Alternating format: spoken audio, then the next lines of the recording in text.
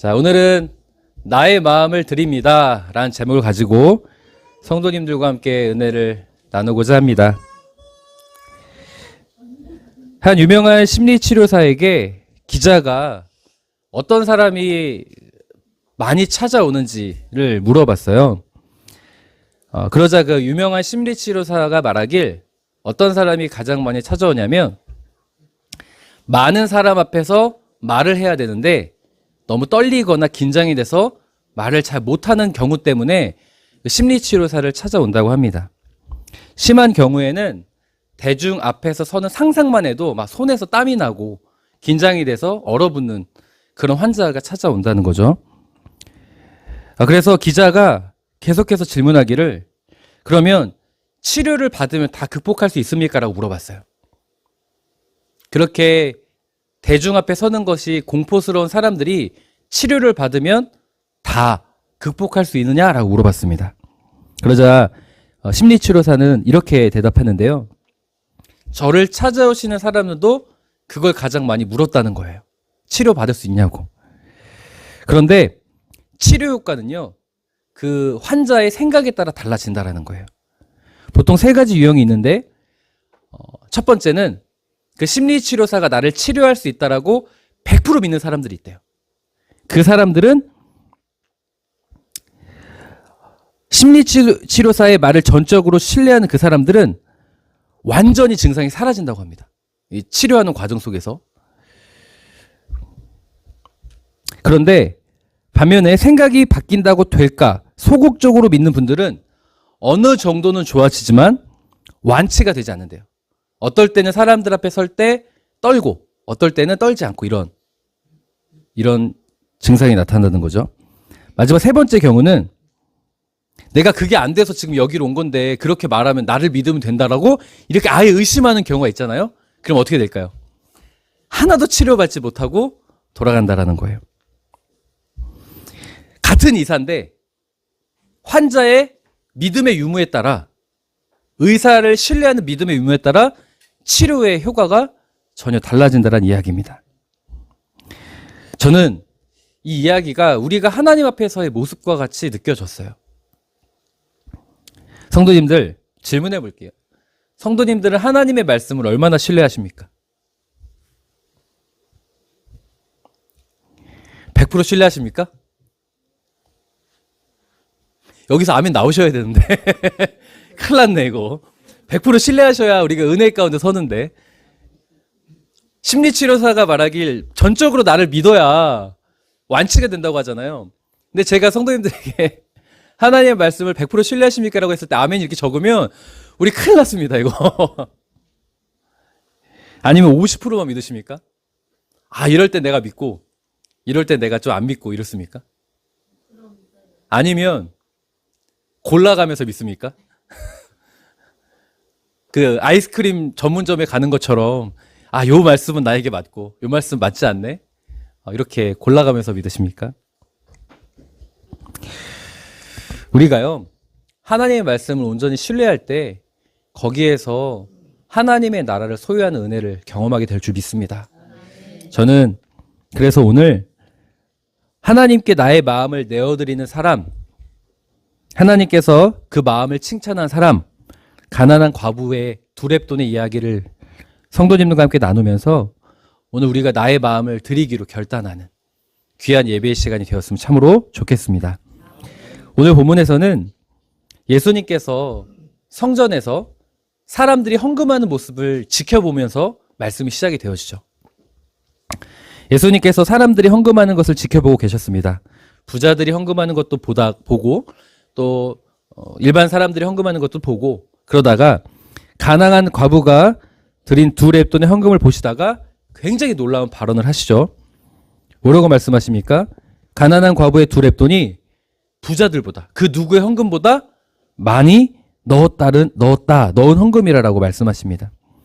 이 가난한 과부가 드린 두 렙돈의 가치는 그 당시 일반 품꾼들의 1시간의 삭, 1시간 삭도 아니에요. 1시간의 삭의 4분의 1입니다. 그러니까 우리가 알바생을 고용할 때 시급이라고 하잖아요.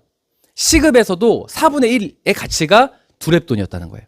그러니까 지금 우리나라의 그 시급으로 좀 환산을 해보면 우리가 지금 시급이 한 10,000원 정도 되나요?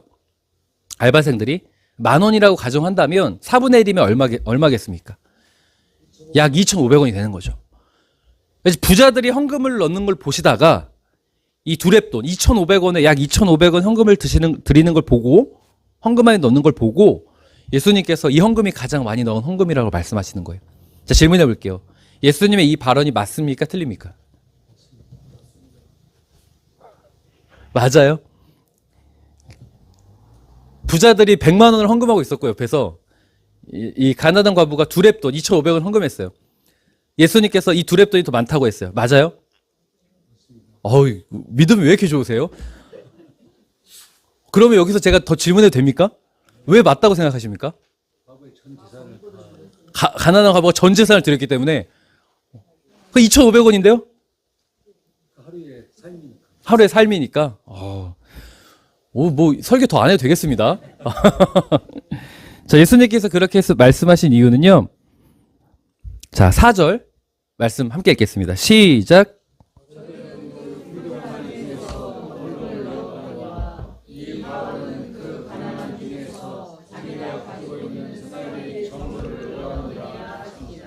아멘. 박박희 집사님께서 말씀하셨던 것처럼 예수님께서 그 여인의 헌금을 칭찬하신 이유는, 많이 넣었다고 말씀하신 이유는 가난한 중에서 자기가 가지고 있는 생활비 전부를 넣었기 때문이라고 말씀하셨습니다. 자, 우리 여기서 그러면 예수님께서 왜 이걸 많이 넣었냐라고 했을 때 이 말씀을 가지고 우리가 좀 생각해 볼 게 있어요. 자, 우선 가난한 과부나 부자들이나 다 지금 어디에 온 사람들이죠? 성전에 온 사람들이에요. 성전에 왔다는 건 하나님을 믿는 사람들이라는 걸 전제로 두고 이 말씀을 봐야 됩니다. 자, 하나님을 믿는 사람으로서 가난한 과부나 부자들이나 내일에 오는 것이 걱정이 될까요, 안 될까요? 걱정이 돼요? 자, 그러면 가난한 과부가 내일이 오는 것이 더 걱정될까요? 부자가 내일이 오는 것이 더 걱정될까요? 가난한 과부가 내일이 오는 것이 더 걱정이 됩니까? 부자가 걱정입니까? 자, 그럼 질문해 보겠습니다. 김효교수, 왜 부자가 더 걱정입니까?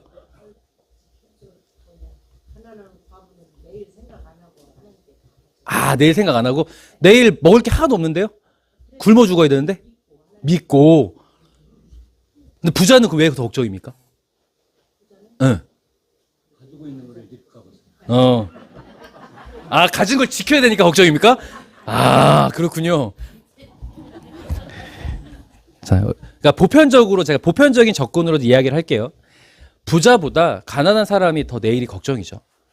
부자는 뭐 말씀하신 것처럼 가진 것을 지켜야 되는 염려가 있겠지만 당장 그 가난한 과부는 보편적으로 내일 먹을 것이 없다면, 내일 당장에 사는 것이 막막하다면 걱정이 되는 것이 당연하겠죠. 자, 그렇다면 하나님을 믿는 사람이지만 다 이 가난한 과부가 걱정이 있어요. 내일에 대해 걱정이 있어요. 그럼에도 불구하고 왜 자기가 가지고 있는 생활비 전부를 넣었겠습니까? 믿음이 있으니까. 이 생활비 전부를 넣었다는 것, 내일의 염려가 있고 내일의 걱정이 있는데 내일에 먹고 살 그 2,500원 가지고도 뭐라도 먹을 수 있잖아요. 근데 그걸 가지고 다 드렸다는 건 무슨 의미가 될까요? 내일의 삶을 전적으로 하나님께 맡겼다는 의미예요. 가난한 과부는 내일이 오는 것이 막막합니다. 그럼에도 내일을 살아가려면 그 적은 금액이라도 가지고 있어야 되고 엉켜져야 되는데 그걸 하나님께 드렸다는 건 내일의 삶을 전적으로 하나님께 맡겼다라는 의미가 되는 것이죠. 자, 그런 관점에서 예수님께서 이 4절을 말씀하신 거예요. 다시 이야기해서 예수님은 헌금의 액수를 보신 것이 아니라 이 헌금의 마음을 보신 거예요. 헌금의 마음이라기보다는 더 이야기하자면 그 가난한 과부의 마음을 보신 거예요. 누구를 향한 마음?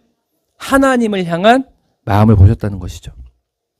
예수님께서는 이 누가복음 21장에 가난한 과부의 두렙돈의 헌금을 사건을 통해서 우리에게 말씀하시고자 하시는 건 하나님을 향한 사람들의 마음, 믿음의 크기를 하나님은 보시고 계시다라는 것을 우리에게 분명히 말씀하고 있다는 것을 기억하셨으면 좋겠습니다.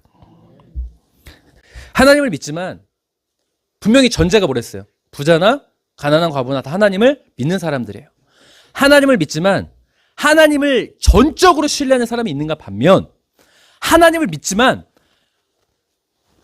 요때는 하나님을 의지하고 요때는 하나님을 의지하는 사람이 있다는 걸 말씀하시는 거예요. 비단 우리의 삶을 한번 적용해 보죠. 우리가 위기를 만나면요. 정말 우리 하나님을 절대자예요. 우리에게. 하나님밖에 없어요. 그런데 좀 내 삶이 좀 살만해지면 하나님을 의지하기보다는 세상 속으로 살아가는 것이 우리예요. 솔직히 그런 말씀드리면 그렇습니다. 제가 성도님들에게 찔리려고 드리는 말씀이 아니라 다 우리가 그렇다는 것을 말씀드리는 거예요. 그렇지만 하나님께서는 어떤 사람을 보고 계시고 어떤 사람을 주목하시냐, 어떤 상황에서도 전적으로 하나님을 신뢰하고 하나님을 의지하는 자를 보신다는 것을 우리에게 말씀하신다는 거죠. 이 부분을 주목해야 됩니다. 3절 함께 읽겠습니다. 시작.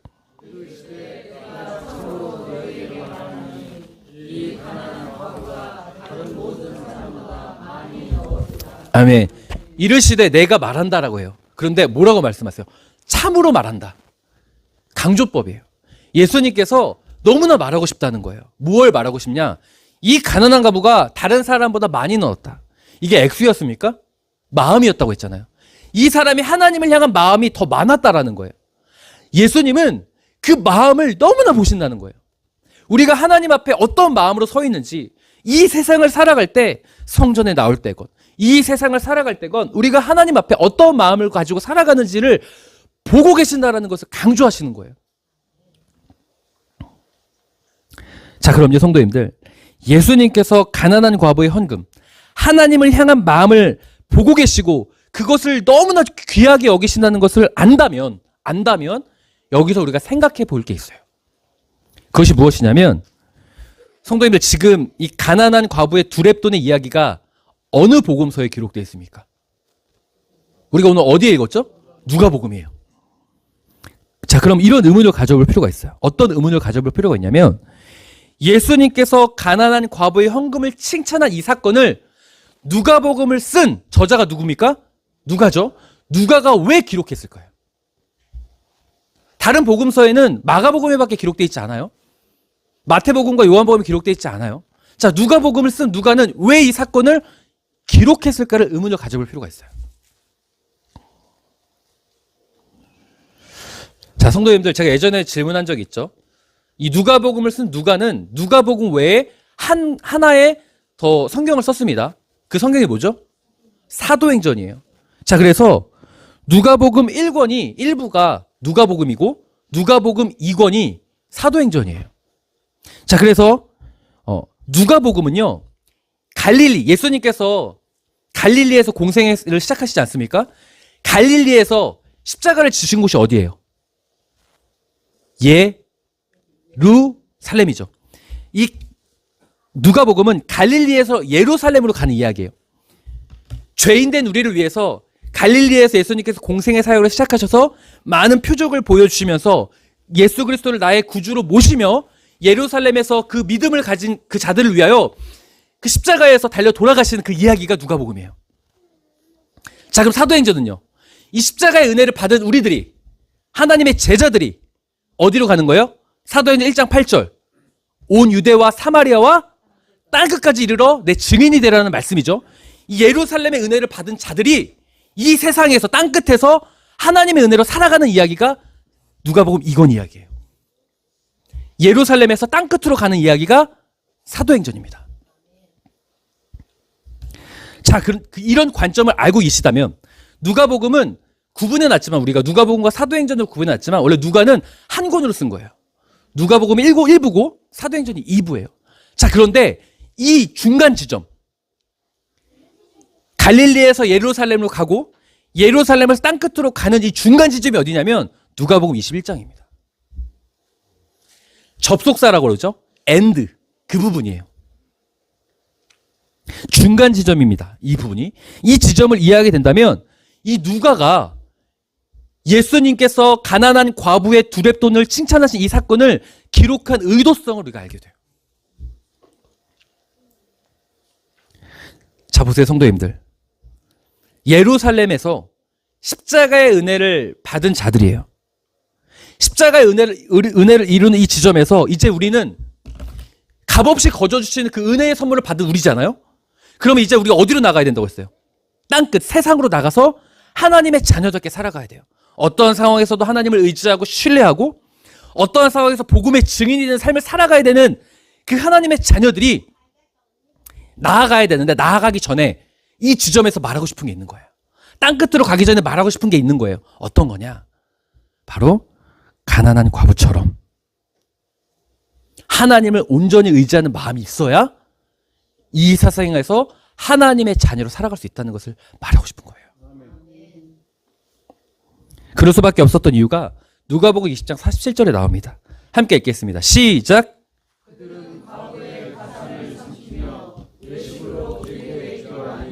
그들이 더 엄중한 심판을 받으리라 하시니라. 아멘. 이 누가복음 21장 그 가난한 과부의 두렙돈을 칭찬하시기 이전에 어떤 내용이 나오냐면 20장 47절을 보면 그 종교 지도자들의 외식이 나와요. 외식. 보시면 외식으로 길게 기도한다고 되어 있잖아요. 그리고 그것은 심판을 받을 것이다. 그 당시 종교 지도자들은요, 진짜 율법을 너무나 잘 알았고 하루에 3번씩 경건의 모양으로 기도를 했고 또 금식은 밥 먹듯이 했습니다. 그 사람들의 믿음이 좋아 보여요? 안 좋아 보여요? 좋아 보이죠. 그런데 겉은 그랬는데 실상 그들의 삶은 어땠을까요? 성전에서요, 부당한 이득을 취하고 뒷돈을 챙겼고요, 타락한 성직자의 모습을 가졌어요. 예수님은 그 모습이 너무나 외식이라는 거예요. 포장한다는 거죠. 말로는, 입으로는 하나님을 믿는다고 하지만 정작 너의 삶은 하나님을 신뢰하는 삶이 아니라는 거예요. 자, 그 당시 종교 지도자들이 그런 모습이 가득했다면 그 당시를 살아가던 신자들, 유대인들은 어떻겠습니까? 그런 말이 있어요. 그 교회의 수준은, 그 교회의 믿음의 수준은 그 교회의 담임 목사를 보면 안다는 말이 있어요. 그러니까 성도님들이 하나님을 의지하지 않고 자꾸 세상으로 나아가면 저는 연자백도를 메고 다 제 잘못입니다. 제 잘못. 그 담임 목사의 수준을 보면 성도의 수준을 알 수 있다고 하죠.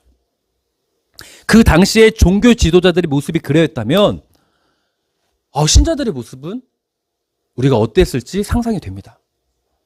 다시 이야기해서 외식으로 가득 찬 신앙생활이었다는 거예요. 입으로는 주여 주여 하지만 정작 하나님보다는 자꾸 세상으로 살아가려고 하는 모습이 가득했다는 거예요. 그렇기 때문에 예수님의 이 사건을 누가복음을 쓴 누가가 보면서, 그렇지, 이제 땅끝으로 나아갈, 정말 하나님의 은혜를 알고 있는 그 자들이라면, 세상 속으로 나아갈 그들이라면 그 마음을 회복해야 된다. 땅끝엔 어떤 일들이 있어요? 나를 유혹하는 일들이 있고요. 땅끝엔 어떤 일들이 있어요? 나를 힘들게 하는, 세상에서 나를 힘들게 하고 나를 좌절시키고 나를 낭망하게 하고 나를 낙심케 하는 일들이 얼마나 가득해요.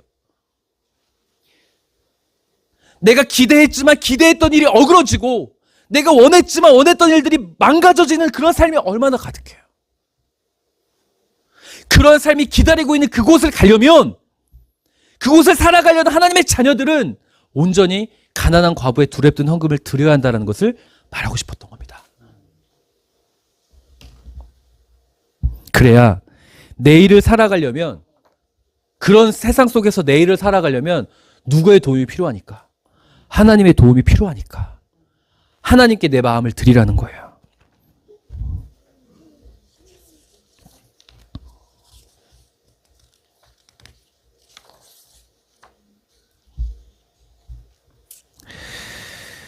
어쩌면 우리는요, 주일 성수도 잘하고 예배도 잘 드립니다. 하나님을 잘 믿는 것처럼 보여요. 그런데 실상 우리는요, 그 당시 외식하는 자들의 모습이 우리 안에 있을 수 있습니다. 내일의 문제를 만난다고 생각해 보시죠. 내일의 문제가 있어요. 지금 내가 염려하고 걱정되는 일들이 있어요. 뭐 건강의 문제건, 사업의 문제건, 물질의 문제건, 미래에 대한 불안이건, 여러 가지 내일의 문제가 있죠.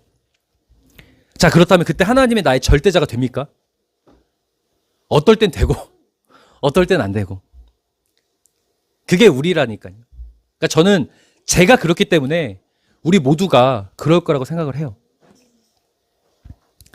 사랑하는 성도님들, 십자가의 구원의 은혜는 우리의 힘으로 이루어진 게 아닙니다. 예수 그리스도의 절대적인 은혜요, 사랑이고 값없이 거저주시는 선물이에요. 그러면 이제 우리가 그 은혜에 합당한 삶을 한번 살아봐야 되지 않겠습니까? 내일의 삶을 하나님께 정말 맡기고 하나님의 일하심을 봐야 하지 않겠습니까? 땅끝이라 불린 이 세상 속에서 좀 하나님의 나라를 만들어 가야 되지 않겠습니까? 그런데 우리가 그러지 못해요. 우리가 가난한 과부의 헌금을 드리는 것이 아니라 부자들의 헌금을 드리고 있다는 거예요. 분명히 성전에 나오지만 내 마음을 절대적으로 드리지 않고 내 마음의 반만 드리는 거예요.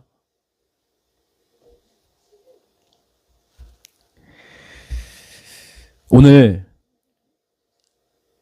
땅끝으로 나아가려면 가난한 과부의 헌금을 칭찬하신다, 그 예수님의 그 모습을 기록한 누가의 외침을 우리가 귀 기울일 수 있었으면 좋겠습니다. 그런데요, 성도님들, 우리가 이 세상 속에서 하나님께 나의 마음을 다 내어드리기가 쉽지 않다는 거 저도 잘 압니다. 이런 이야기가 있어요. 어떤 분이 예배 시간에 내면적 음성을 들었대요. 내면적 음성을 들었는데 어떤 음성을 들었냐? 얘야, 예배 시간이에요 지금. 예배당 복도에 가서 네 특기인 물구나무 서기를 하여라 라는 음성을 들었대요. 예배 시간에 목사님 설교가 있을 거 아니에요. 그 목사님 설교하는데 가운데 가서 물구나무 서기 하라는 거예요. 그 사람이 속으로 대답했습니다. 이게 말입니까 방구입니까? 절대 못합니다. 전 절대 할 수 없습니다. 하나님이 계속적으로 물구나무 서기를 해라, 물구나무 서기를 해라 라는 내면의 음성을 주셨대요.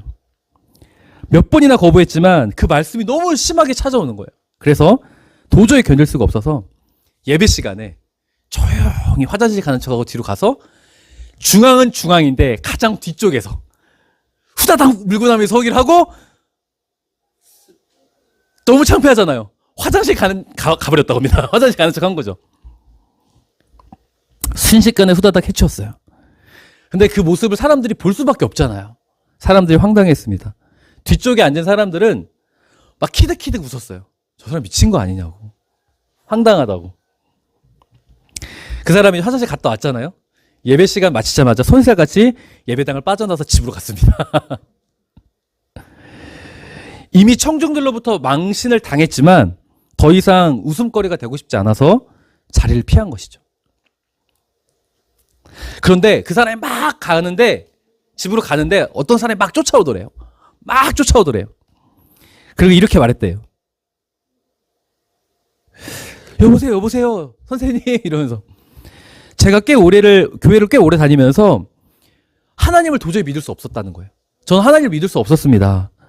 그래서 오늘 제가 마지막이라고 생각을 하고, 내가 교회를 다니는 마지막 날이라 생각을 하고 기도했대요. 뭐라고 기도했냐면, 주님, 정말 하나님이 살아계시다면 여기 모든 사람들이 다 아멘하고 고개를 끄덕일 때 정신 나간 사람 한 사람만 있으면 내가 하나님 살아계실 믿겠습니다라고 기도했대요.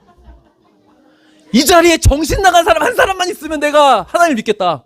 근데 세상에 물구나무서는 정신 나간 사람이 있었던 거예요. 그래서 막 쫓아가서 내가 당신 때문에 하나님의 살아계실 믿게 됐습니다.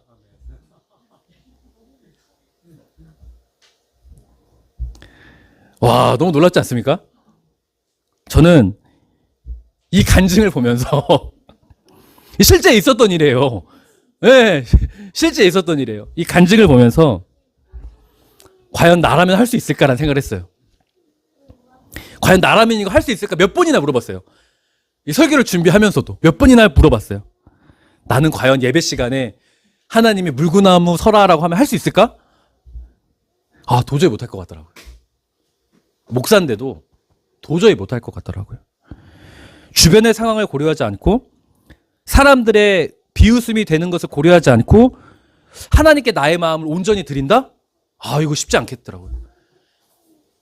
주변의 상황 속에서 그것을 다 고려하지 않고 하나님, 이 세상 속에서 주변의 상황이 어떠하든지, 나를 공격하고 유혹하는 것이 어떠하든지 다 고려하지 않고 하나님께 내 마음을 온전히 드린다? 쉽지 않다라는 걸 느꼈습니다.